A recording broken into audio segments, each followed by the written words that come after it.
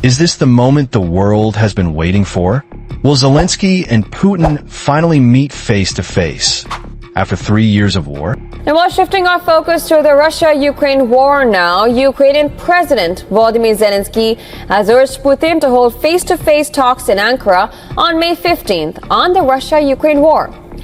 Now, goading Putin to attend the meeting, Zelensky said that a failed meeting with Putin would show that Russia is not ready for diplomacy. Ukrainian President Volodymyr Zelensky just dropped a political bombshell. He's flying to Turkey this Thursday and says he's ready to sit across the table from Vladimir Putin. But here's the twist. Putin hasn't confirmed if he's even coming. And guess who else might show up?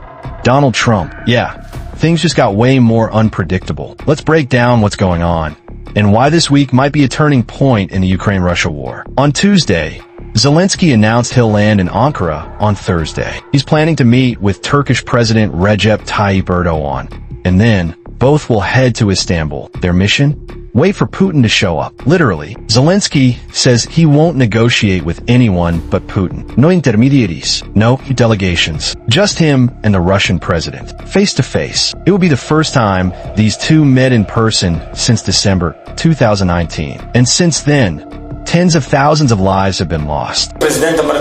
We spoke with President Erdogan, and I will have a meeting with him in the capital of Turkey, that is Ankara. It will take place on Thursday, May the 15th. We will be waiting for a meeting with Putin in Turkey, so that Russia does not manipulate the cities and say that Putin is not ready to fly to Ankara, but only willing to fly to Istanbul. I want to state right away that if Putin flies to Istanbul instead of the capital, I have already sent a signal to the president, and the Turkish side is ready, that President Erdogan and I will fly to Istanbul.